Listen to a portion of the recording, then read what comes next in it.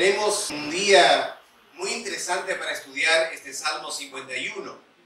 En nuestra iglesia en Trujillo venimos predicando los salmos ya 2-3 años, pero cada domingo predicamos un mensaje sobre cada salmo.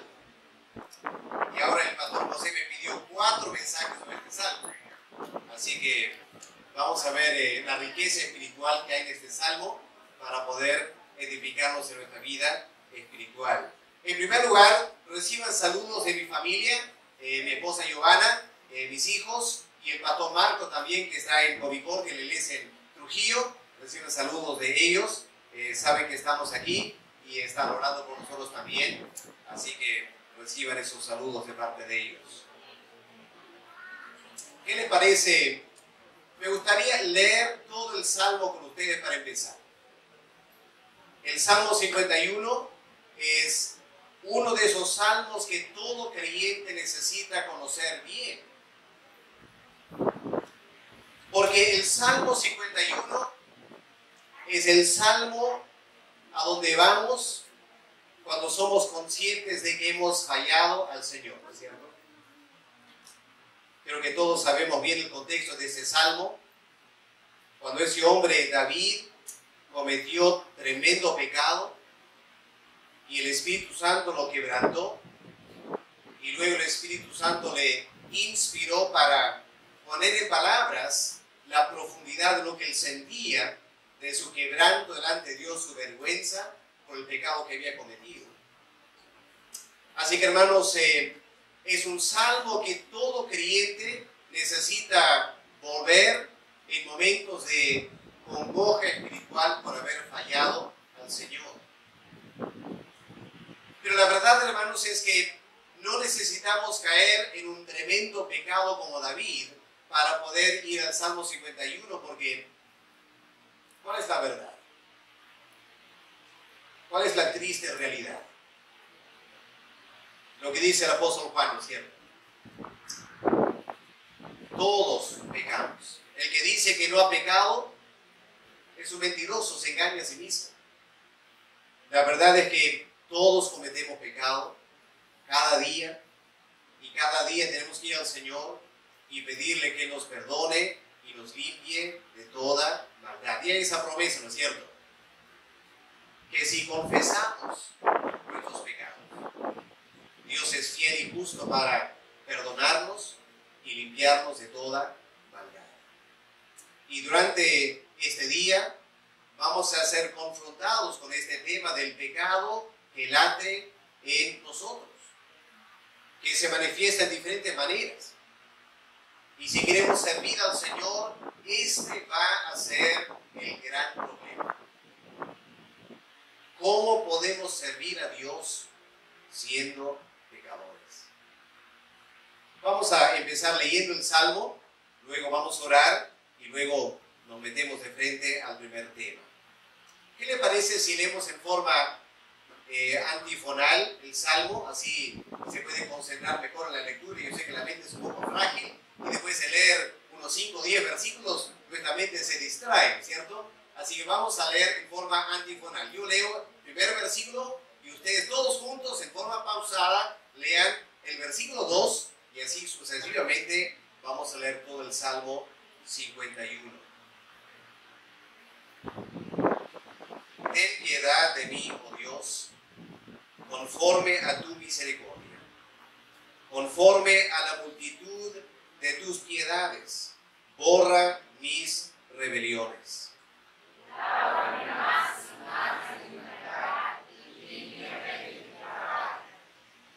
Porque yo reconozco mis rebeliones y mi pecado está siempre delante de ti.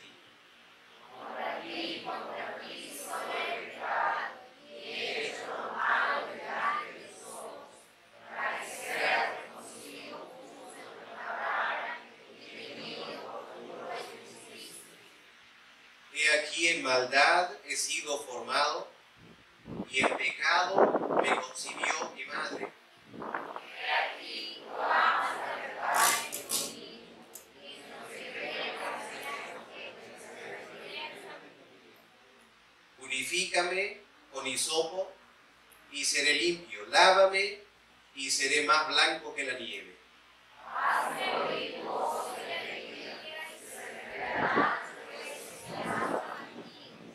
Esconde tu rostro de mis pecados y borra todas mis maldades.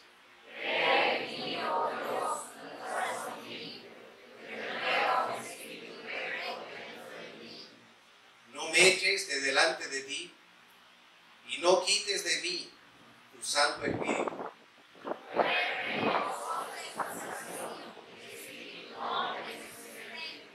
Entonces enseñaré a los transgresores tus caminos, y los pecadores se convertirán a ti.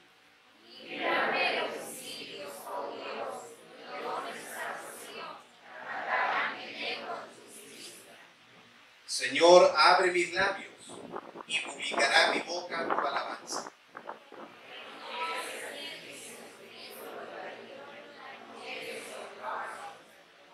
Los sacrificios de Dios son el espíritu quebrantado. Al corazón contrito y humillado no despreciarás tú, oh Dios.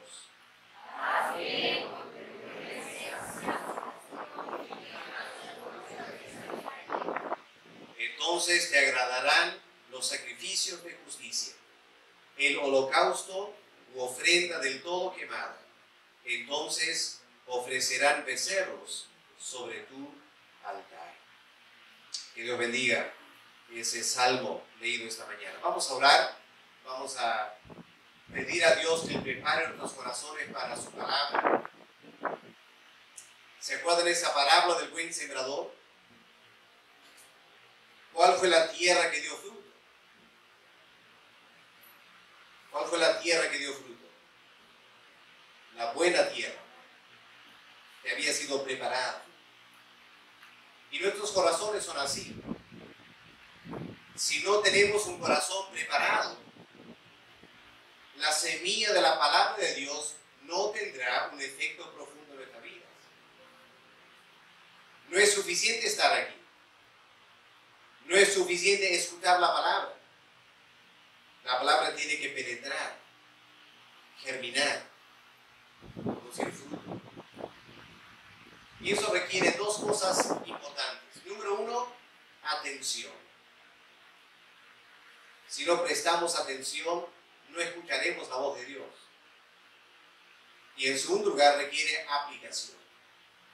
Si no aplicamos a nuestras vidas en forma personal, la palabra tampoco tendrá eficacia. Así que no queremos que el tiempo este día sea mal usado. Para que aprovechemos bien el tiempo, cada uno tendrá que preparar su corazón. Yo preparo el mensaje, ustedes preparan su corazón. Vamos a orar. Padre amado, estamos delante de tu presencia, hemos cantado de tu gran poder, hemos cantado de este gran mensaje de salvación por el cual tú nos salvas del pecado, nos adoptas como tus hijos y nos llamas para servirte. Pero tenemos que reconocer, Señor, como dice el salmista, en pecado hemos sido concebidos. Y Padre, no hay justo, ni aun uno, porque todos nos hemos desviado. Y aunque nos gusta dar la impresión, Señor, que somos lindas personas, buena gente, la realidad, Señor, tú la conoces. Que en el fondo de nuestros corazones hay toda suerte de maldad oculta, latente ahí. Esta naturaleza pecaminosa, Señor, está buscando el menor pretexto para poder brotar en nuestras vidas y causar tremendo daño espiritual. Estamos aquí, Padre, porque tú nos has llamado para servirte, estamos sirviendo en la iglesia, pero queremos este día, Padre, confrontarnos con tu palabra. Queremos ser honestos, Señor, delante de ti. No queremos fingir.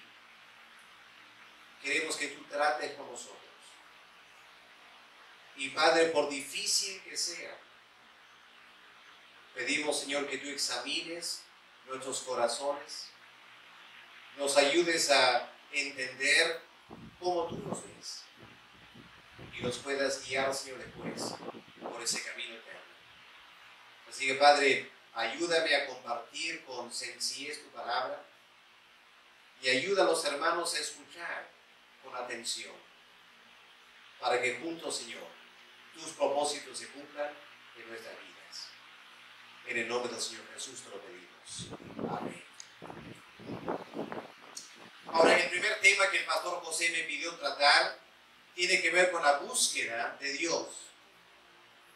Este retiro es para servidores, es para hombres y mujeres que están trabajando en diferentes ministerios en la iglesia. Lo que queremos es aprender a ser mejores siervos. Queremos que nuestro trabajo sea más eficiente en la iglesia. Y el primer tema que vamos a tocar tiene que ver con buscar a Dios. Y vamos a ver que para buscar a Dios tenemos que empezar confesando nuestros pecados y pidiendo perdón a Dios. Por cada tema que voy a tocar este día va a haber una palabra clave. La palabra clave para el primer estudio es la palabra petición. Porque aquí David está pidiendo a Dios cosas muy puntuales. Y si nosotros queremos realmente disfrutar la presencia de Dios, tendremos que hacer los mismos pedidos que David. Vamos a leer otra vez versículos 1 y 2 y notar desde el comienzo estos pedidos que David hace en el contexto de confesar su pecado. ¿Cuáles son los pedidos?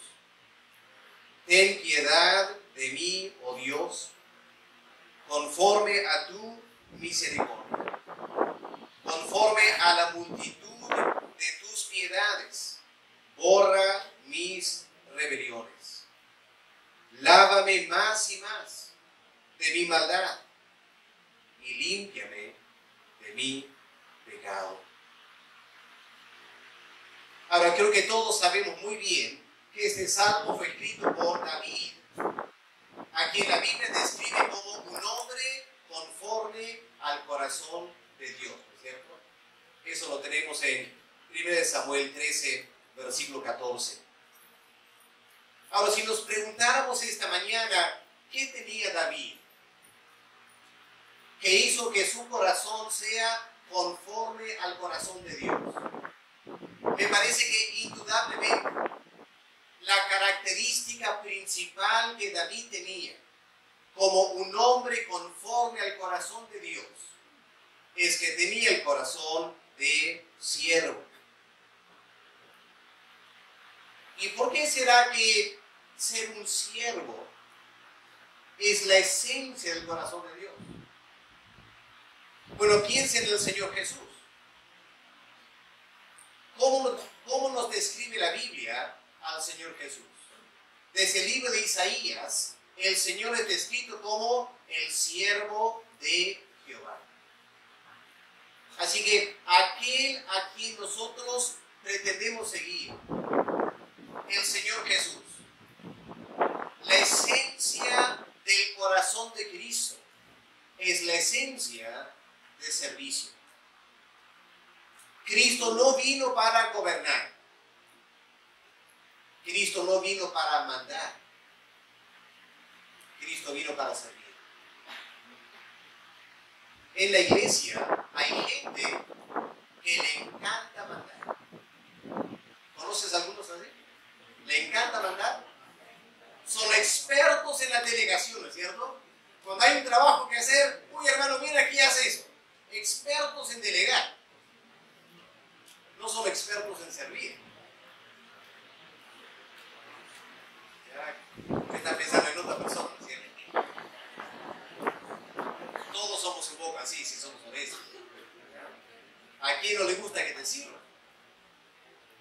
Pero la marca de un verdadero hijo de Dios, que tiene el Espíritu de Cristo en nosotros, es que tenemos este corazón de siervo. Y me puse a pensar en qué manera David sirvió. En primer lugar, sirvió a su padre. ¿Cuál es el primer momento que encontramos a David en la Biblia? ¿Qué estaba haciendo David cuando primero aparece en las Escrituras? ¿Se acuerdan de ese día que Samuel fue para ungir el siguiente rey de Israel? Y Dios le mandó ir a la casa del papá de David. Y uno por uno los hijos desfilaron delante de Samuel y Dios dijo, no, él no es, no, él no es, no, él no es. Y no había. Se acabaron los hijos. Y Samuel quedó confundido. Y le dijo al papá de David, ¿no tienes otro hijo? Sí, pero él está cuidando ovejas. Ahí está. Siervo. Empezó sirviendo a su padre. Un tanto menospreciado por sus hermanos por ser el hermano menor.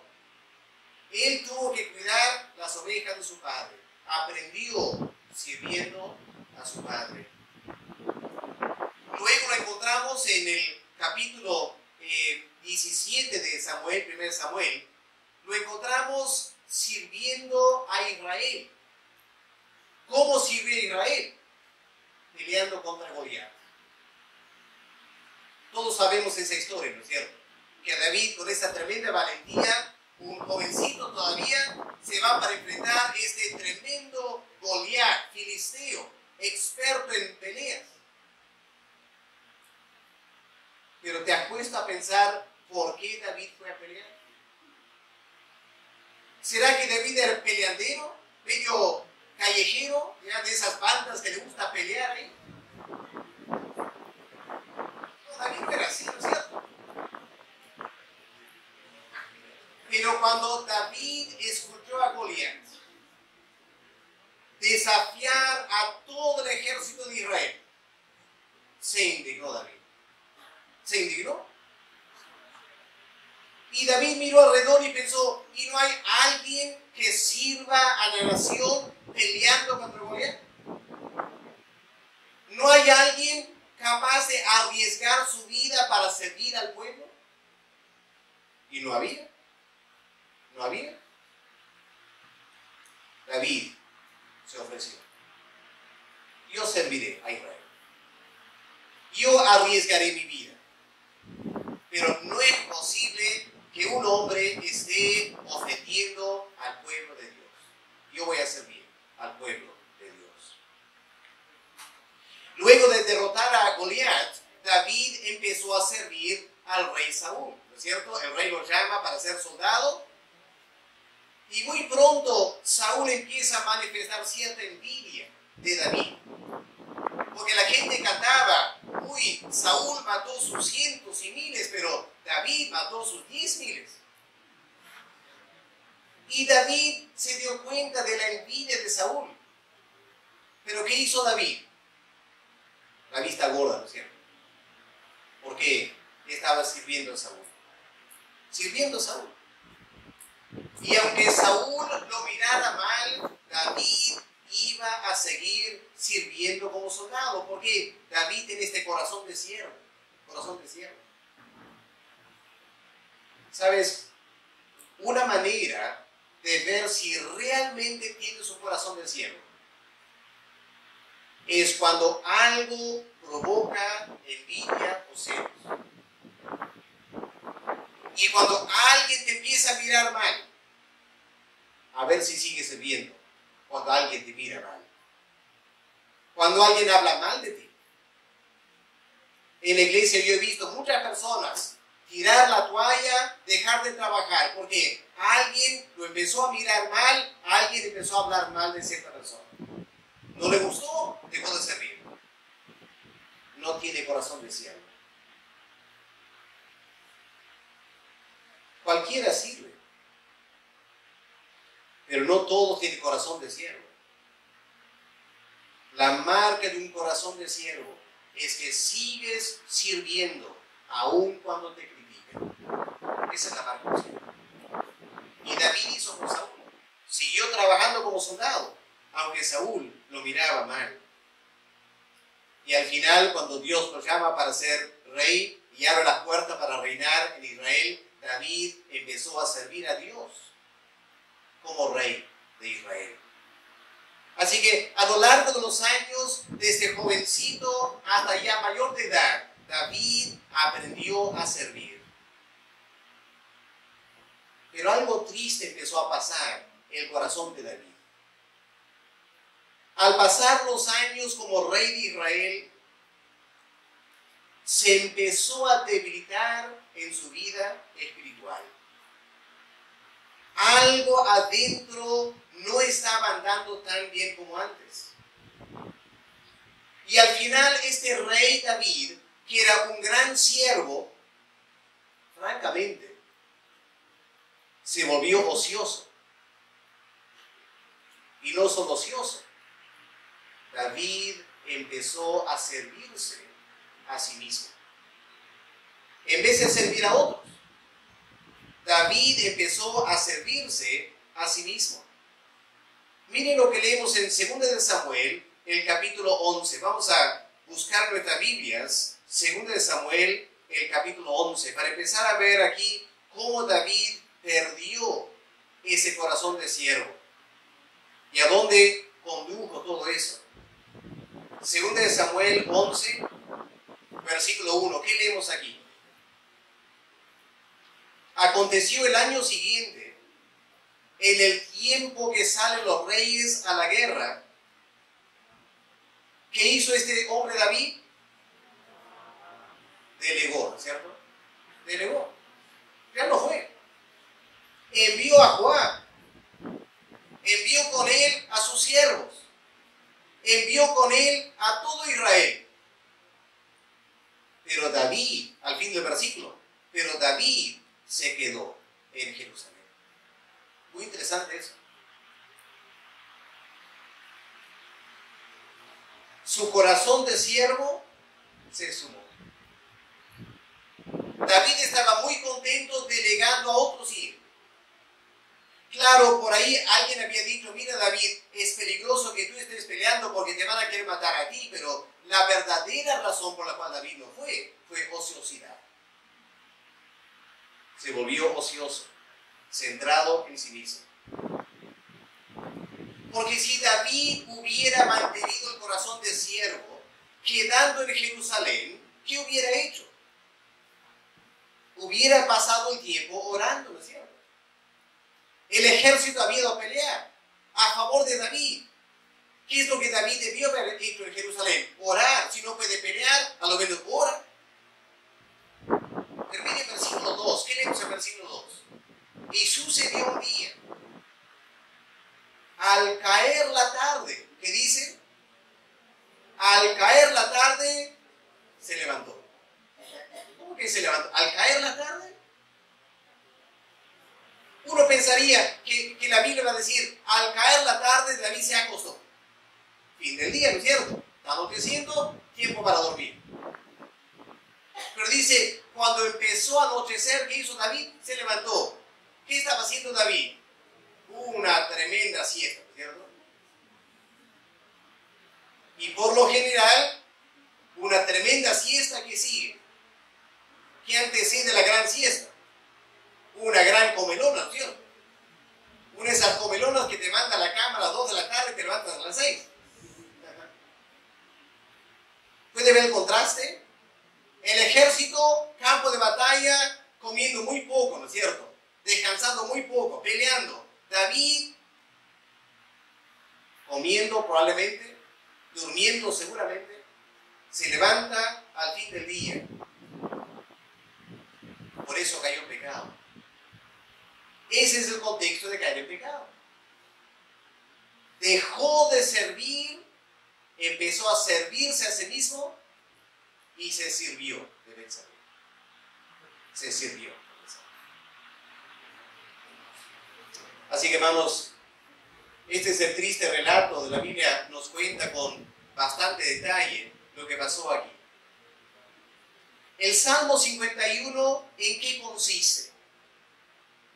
El Salmo 51 se trata de un hombre que, habiendo sido siervo de Dios, perdió el corazón de siervo, cayó en pecado y ahora quiere volver a ser un siervo.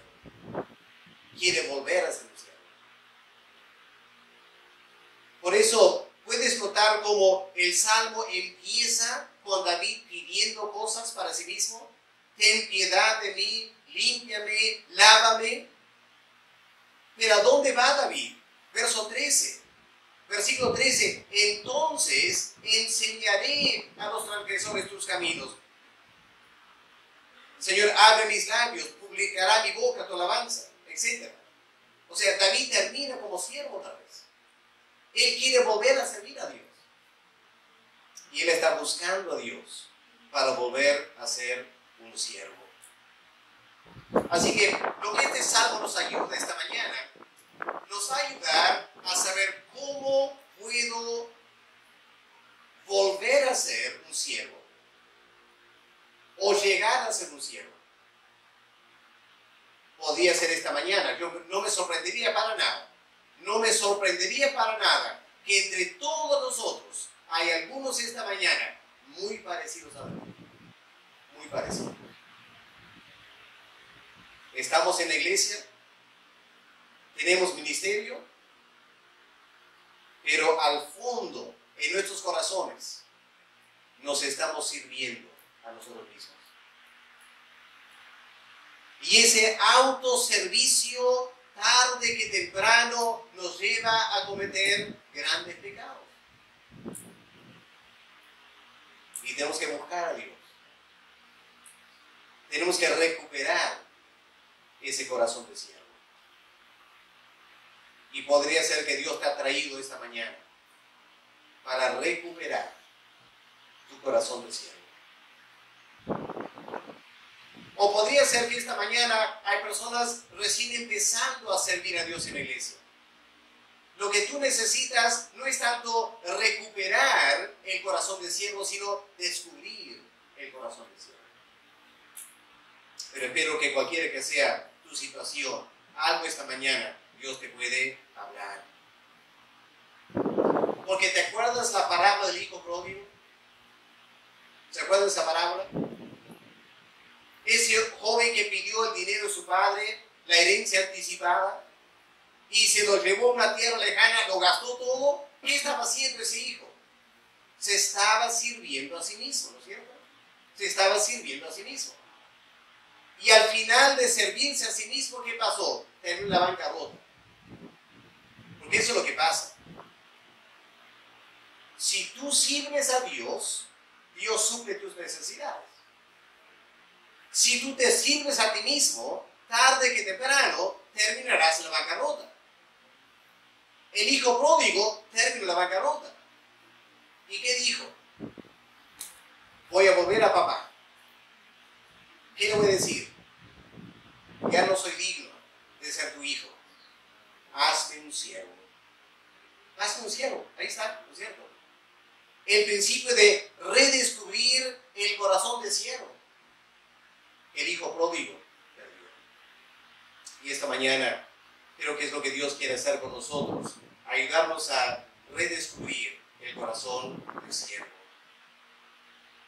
La pregunta es, cuando un hombre como David o nosotros caemos en un gran pecado o somos conscientes de pecado, ¿cómo podemos volver a Dios? Cuando nos sentimos avergonzados de lo que hemos hecho, cuando nos sentimos mal con nosotros mismos, ¿cómo podemos volver a Dios? Quiero mostrarles lo que dice el profeta Oseas en Oseas 14 y los versículos 1 y 2. A ver si encontramos la profecía de Oseas, que viene después de Daniel. Tenemos la profecía de Oseas, en el capítulo 14. Muy interesante este detalle.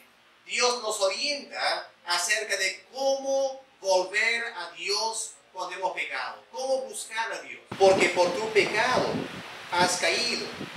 Y ahora noten esto. Llevad con vosotros palabras de súplica y volved a Jehová. Así que lo que Dios está diciendo en las Escrituras es que cuando queremos volver a Dios después de haber pecado, hay que llevar palabras. No hay que ir a Dios en silencio. Hay que llevar palabras. Y la pregunta es, ¿qué le vamos a decir a Dios? Y el Salmo 51 nos da las palabras que tenemos que usar para buscar a Dios. Miren cómo empieza el Salmo 51. Aquí están las palabras que siempre hay que usar cuando volvemos a Dios luego del pecado. Ten piedad de mí. Ahí están las palabras apropiadas, ¿cierto? Lo que no debemos hacer es volver a Dios con pretextos.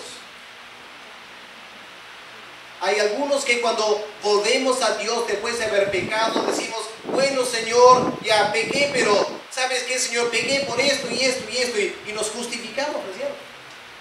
Nos justificamos. Dios no quiere que te justifiques. Dios quiere que digamos, ten piedad de mí, oh Dios. ¿Qué significa ten piedad? El verbo aquí en hebreo, ten piedad, significa inclínate a mí. O más literalmente sería agáchate. Dios, el gran Dios en el cielo, nos mira aquí en la tierra en tanto pecado. ¿Qué estamos pidiendo? Señor, agáchate a mi situación. Ten piedad, agáchate a mí. Y luego viene la palabra misericordia. Conforme a tu misericordia. La palabra literalmente significa fidelidad. Tu amor fiel hacia mí. Y luego dice, conforme a la multitud de tus piedades. Nota, en plural, ¿no es cierto? La primera vez es singular, ten piedad. La segunda vez es plural, piedades. ¿Por qué? Porque enseguida que empiezas a confesar a Dios un pecado, otros pecados empiezan a ver en tu mente, esto también he hecho, y esto también hice, y esto también hice. Y al final tienes que pedir piedades, no una piedad nomás. Porque no es un pecado, sino varios pecados. Ahora, cuando David pidió a Dios piedad y pidió a Dios misericordia, ¿qué es lo que David estaba pidiendo? Vamos a notar los versículos 1 al final y versículo 2 en detalle para ver qué es lo que David pidió a Dios. Miren al fin del versículo 1. ¿Cuál es el primer pedido? ¿Qué dice, hermano, su Biblia? Al fin del versículo 1. Borra mis rebeliones. Muy bien. Cuando estudiamos la Biblia, siempre es importante volver al idioma original. Ahí sacamos el jugo de la palabra de Dios. No hay que quedar con el español. Cuando estamos estudiando la Biblia, ¿ok? Cuando leemos la Biblia está bien. Pero cuando quieres estudiar la Biblia, la recomendación siempre interésate por el idioma original para entender bien. Aquí la palabra en hebreo es la palabra pesha. La palabra pesha indica que el pecado que David cometió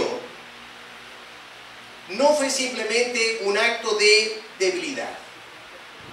Algunas personas dicen, bueno, pobrecito David se levantó, miró a esta mujer Betsabé. ¿Qué estaba haciendo Betsabé bañándose desnuda a la vista del palacio? Buena pregunta, ¿no es cierto? Pero David no puede decir, yo fui débil. Porque la palabra pesha no significa debilidad. Tampoco significa un simple error. No es que David no sabía que era una mujer casada. No fue un error de David. La palabra pesha significa rebeldía. Fue un acto de rebeldía espiritual.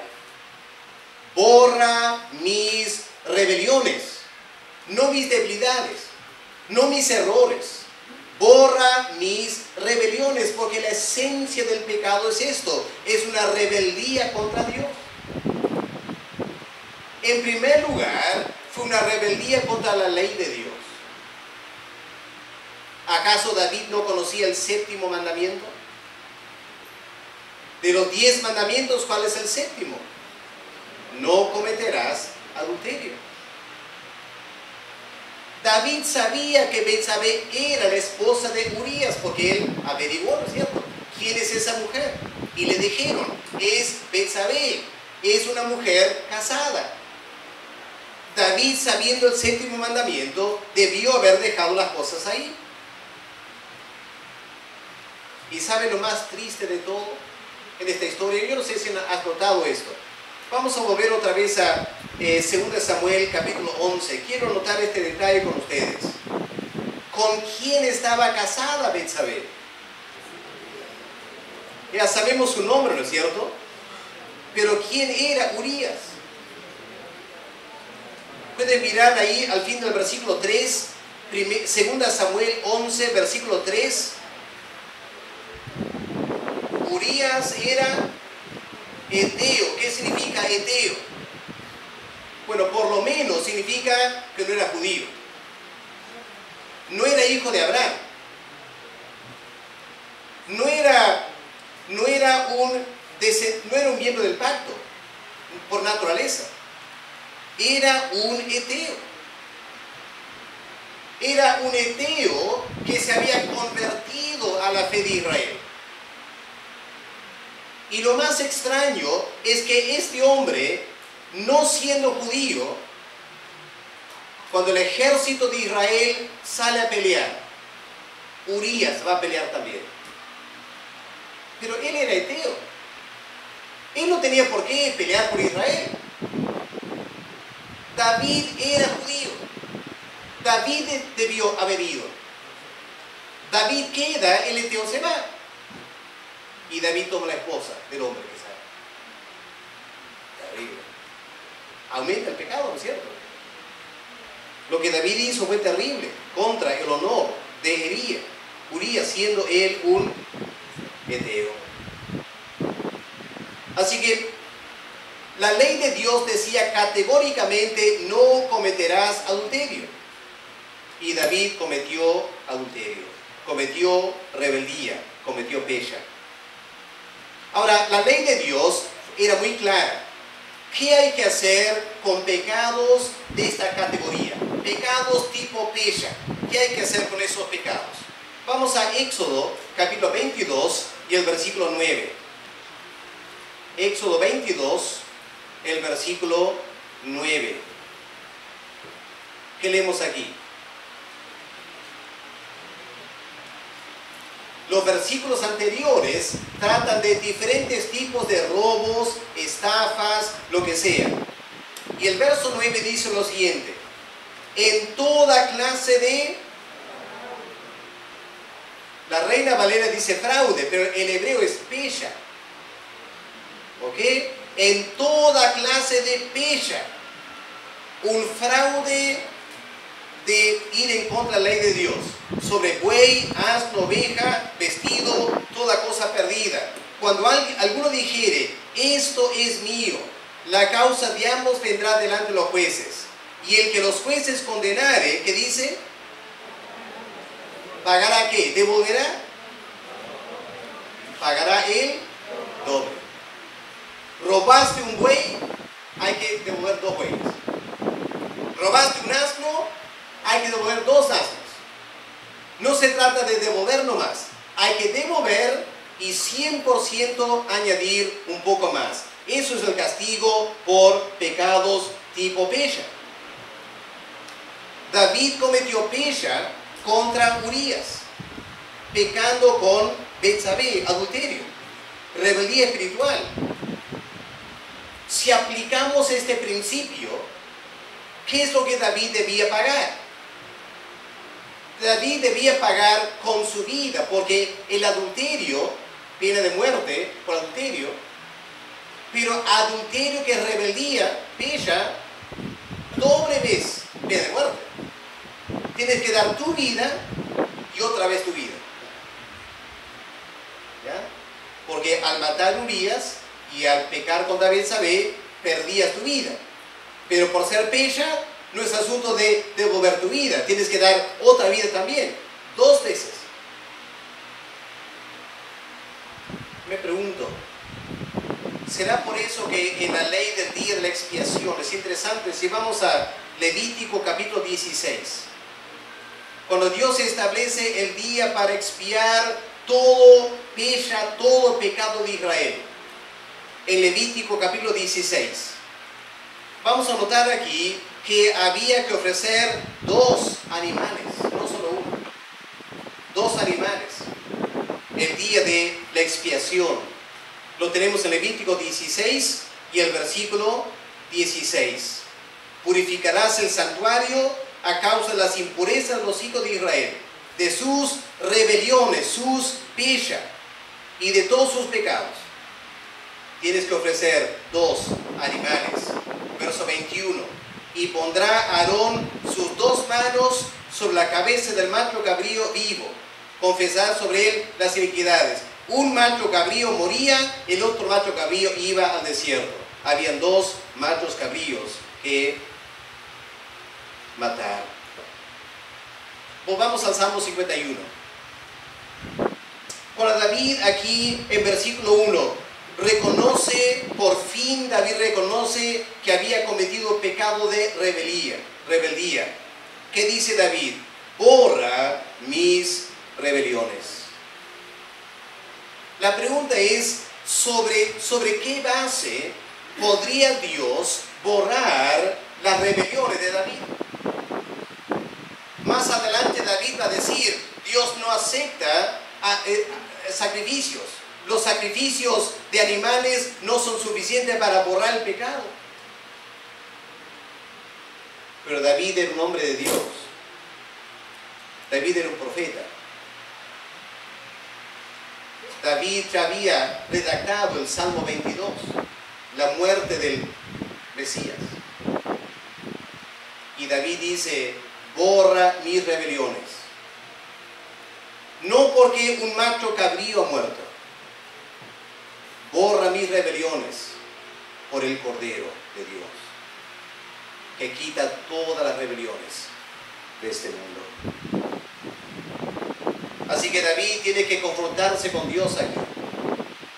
Y para volver a ser siervo y para buscar a Dios, él tiene que reconocer, cometió rebelión contra Dios. Permítame preguntarte esta mañana, ¿habrá rebelión en tu corazón? ¿Habrá algún pecado en nuestras vidas que estamos cometiendo a sabiendas? Sabemos que es un pecado. No podemos decir que no sabíamos. Y tampoco podemos decir que es debilidad. Es rebelión. No podemos servir a Dios. Y no podemos volver a Dios. A no ser que busquemos que Dios borra de nuestras vidas toda rebelión. Así que esta mañana es un buen tiempo para examinar nuestros corazones, llevar esta primera palabra a Dios. Borra mis pechas, mis rebeliones, porque Cristo murió en nuestro lugar. Pero vamos al verso 2 ahora. ¿Cuál es la segunda cosa que David dice? Lávame más y más de mi maldad. Y uno se pregunta, pero si David ya dijo, borra mis rebeliones, ¿qué más hay que decir? ¿Por qué David continúa hablando? ¿Sabe por qué, hermanos? Porque el pecado es serio. El pecado es muy serio. Y temo que en la iglesia evangélica corremos un gran riesgo del evangelio de minimizar el pecado. En la iglesia católica van y golpean su pecho, ¿no es cierto? Por mi pecado, y confiesan su pecado. van al sacerdote, confiesan su pecado. No hacemos nada de eso en la iglesia evangélica. Es algo muy privado. Y claro, porque es muy privado, termina siendo muy superficial. Y si no tenemos cuidado, hermanos, empezamos a tratar al pecado como si fuese cualquier cosa, caemos en la trampa de una reina de Francia. Una vez dijo lo siguiente.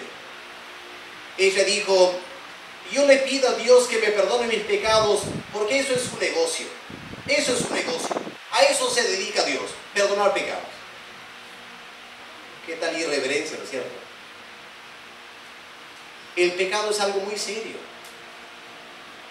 En primer lugar, hemos visto es rebelión. Pero el pecado es más que eso. Y por eso David dice: lávame más y más de mi maldad. Y ahora aquí la palabra maldad es otra palabra diferente en hebreo. Es la palabra avón.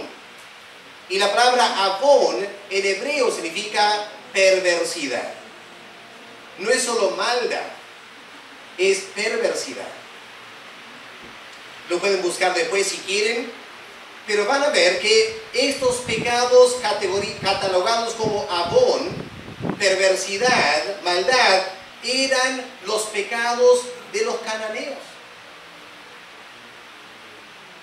Esos cananeos que vivían en la tierra de Canaán, terribles pecadores como Sodoma y Gomorra, ellos cometían pecado de avón. Y ahora David se da cuenta.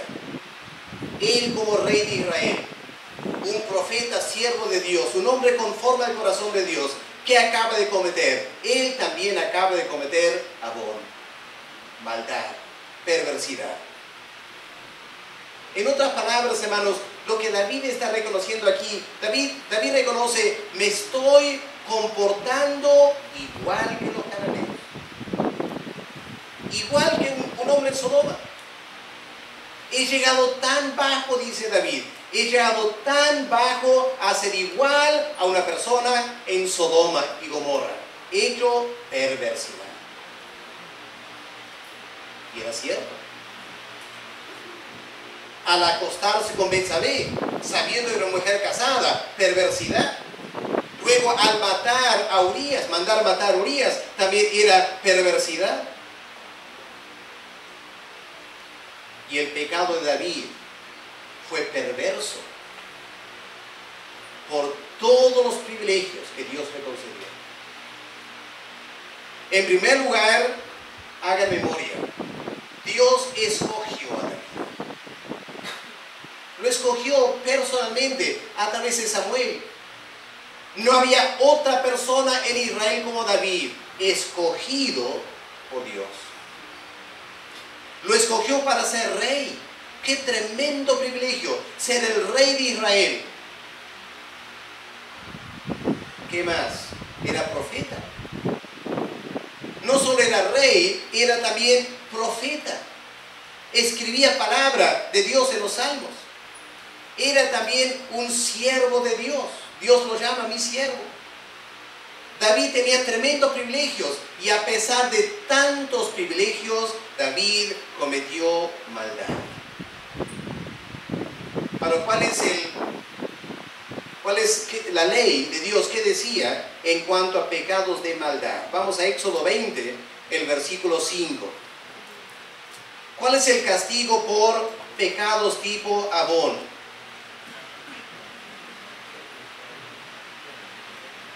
Miren lo que dice verso 5 de Éxodo 20. No te inclinarás a ellas, a estos ídolos, ni las honrarás, porque yo soy Jehová tu Dios, fuerte, celoso. Ahora, ¿qué dice?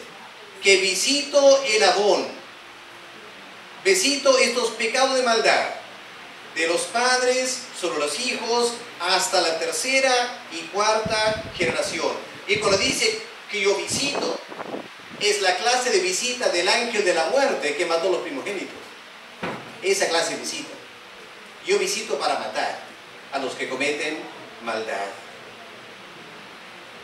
Hay otros versos ahí que ustedes pueden buscar después, no hay tiempo esta mañana, pero hay bastante enseñanza en la Biblia acerca de la pena de muerte por pecados catalogados como abono. Y David dice aquí en el Salmo 51, David reconoce, he cometido abono. Y lo que David merecía por abón era muerte. Pero Dios le había dicho a David, no vas a morir. No vas a morir. No porque no lo merezcas, lo mereces. Pero por mi gloria y por las cosas que yo quiero hacer a través de ti todavía, no vas a morir. Te voy a castigar de otra manera, pero no vas a morir.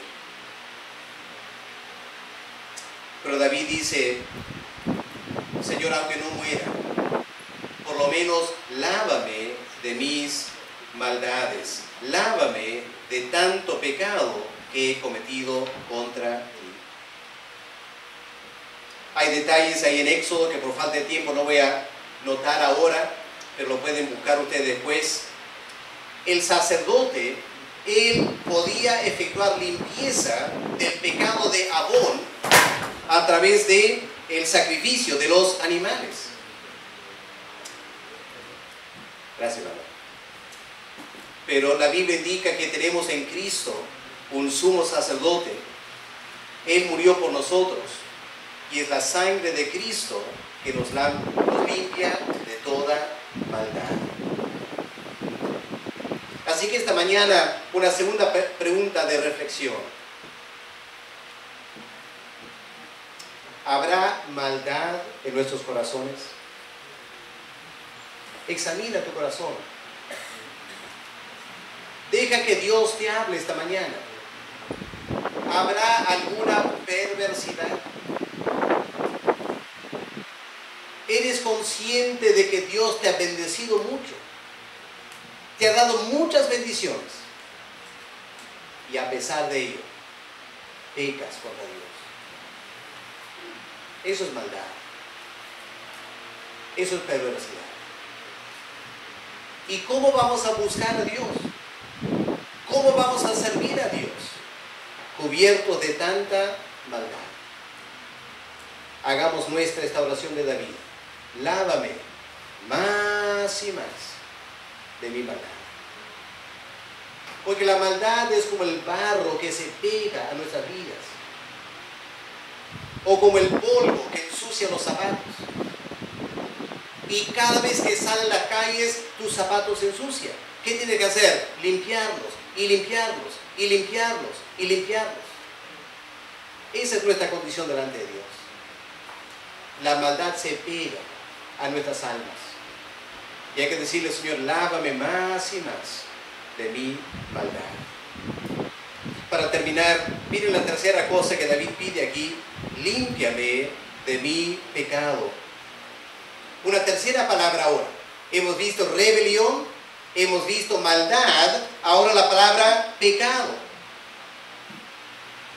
En hebreo, la palabra es hata, en hebreo. Y esta palabra a veces se traduce ofensa. Pero lo interesante de esta palabra hata es que significa un desvío. Sabemos lo que es un desvío, ¿no es cierto? Imagínate que tú estás en un deporte, eso, disparando a un blanco.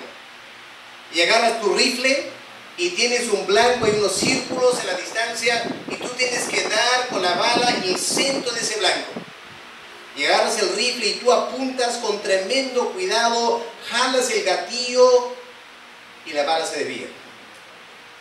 No das el blanco, das en otro círculo, o de repente se desvía completamente. Tú quisiste dar el blanco, hiciste todo el esfuerzo posible por dar el blanco y al final te desviaste. Jata. Es un desvío. Pero en la Biblia muchas veces es un desvío que causa ofensa. Causa ofensa. Y David dice, límpiame de mi jata, de mi pecado. David había cometido pecado, David había cometido ofensa, en primer lugar, como hombre. Se desvió como varón. Todos los varones sabemos que el varón peca por los ojos, ¿no es cierto? Es nuestra debilidad.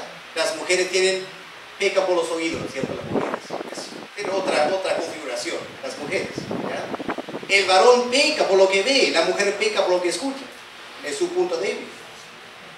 Pero el varón peca por lo que ve. Entonces, ¿qué hay que hacer los varones? El varón tiene que hacer, como dice Job, tienes que hacer un pacto con tus ojos. El momento que tú ves algo que te atrae, ¿qué tienes que hacer? Desviar tu mirada. Tienes que dejar de mirar. David se levantó esa tarde, miró de la azotea del templo y vio en el patio Betsabé bañándose, lo más probable, semi o totalmente desnuda. ¿Qué es lo que David debió hacer? Dar la vuelta y entrar a la casa, ¿no es cierto? Pero ¿qué hizo David? Quedó mirando. Y al quedar mirando se desvió de la ética varonil. Se desvió de la ética varonil. Eso fue una tremenda ofensa a Urías. Imagínate Urías en el campo de la batalla. Imagínate un momento Urías, ahí está peleando. Y alguien se acerca a Urías y le dice, Urías, ¿y tu esposo dónde está? Está en mi casa, ahí en Jerusalén.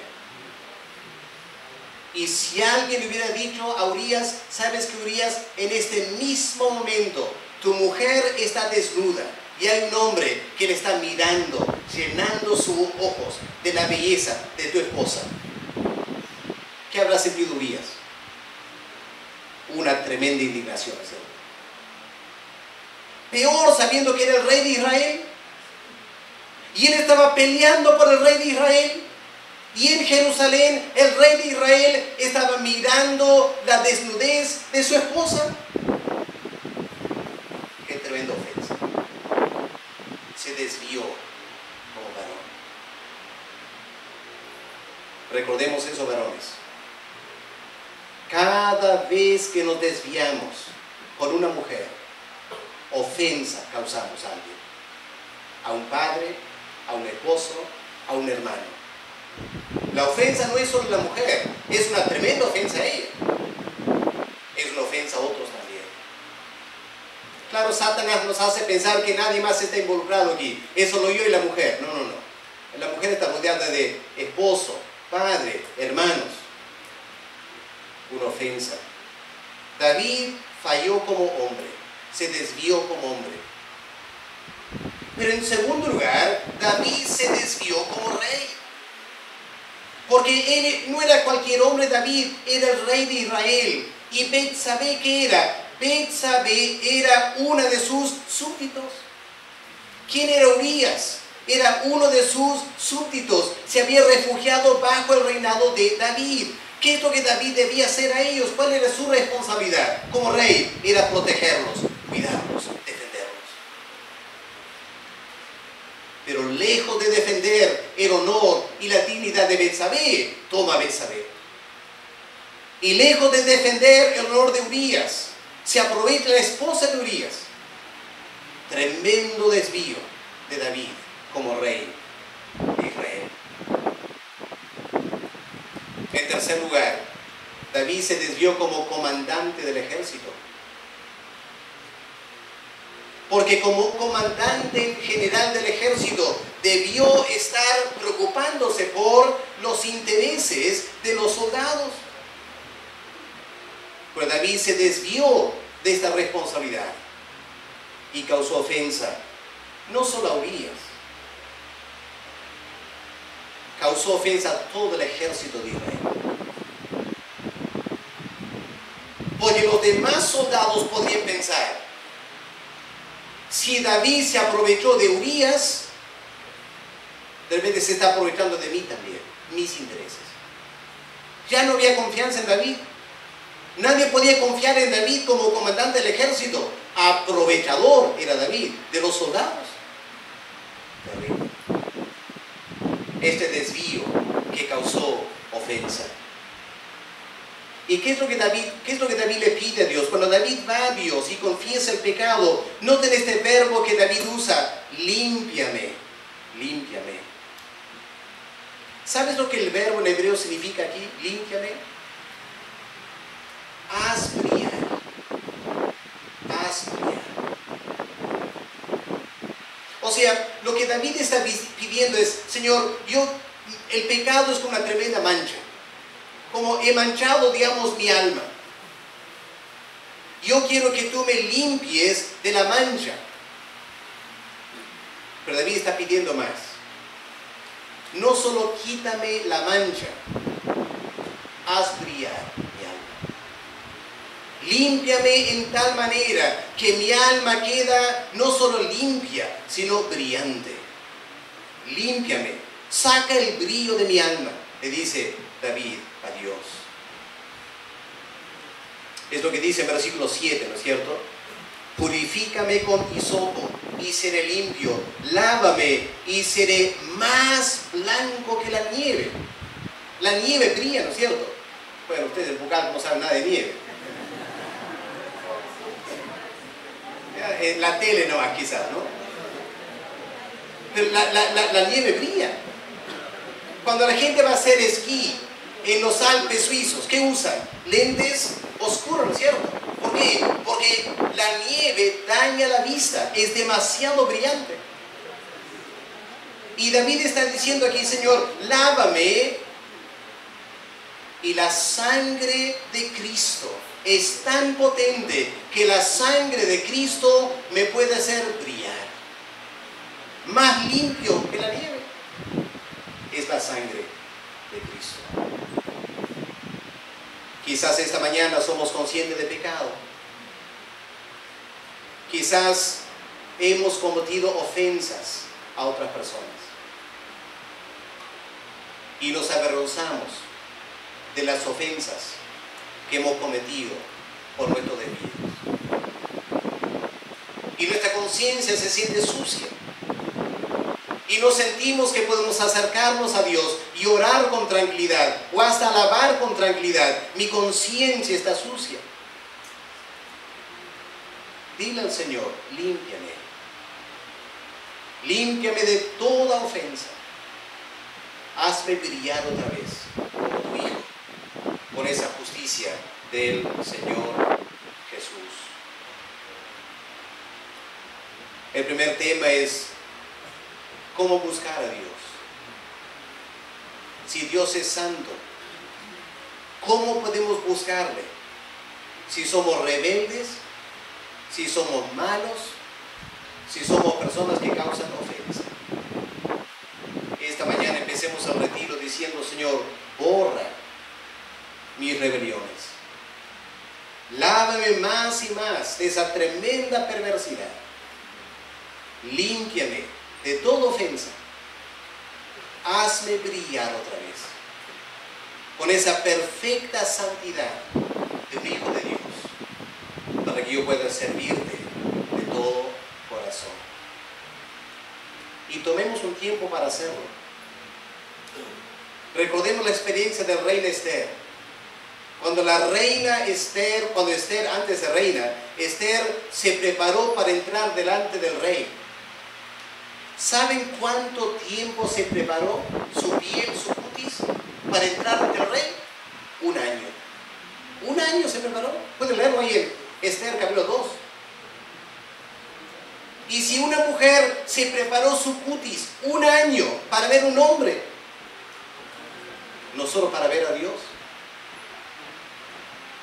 hay que prepararnos. Y tomemos este salmo para prepararnos esta mañana para un encuentro profundo con nuestro Padre Celestial. Vamos a orar un momento y enseguida entrego a José para que él pueda guiarnos al terminar esta mañana. Padre Celestial, gracias por este primer tema. Aunque nos incomoda, Señor, y nos confronta en toda nuestra maldad. Gracias que tú eres lento para la ira, grande misericordia. Danos la gracia, Señor, de confesar nuestros pecados y pedir, Padre, que tú nos perdones, nos limpies de toda maldad, porque de veras te amamos y de veras queremos servirte. En el nombre del Señor Jesús.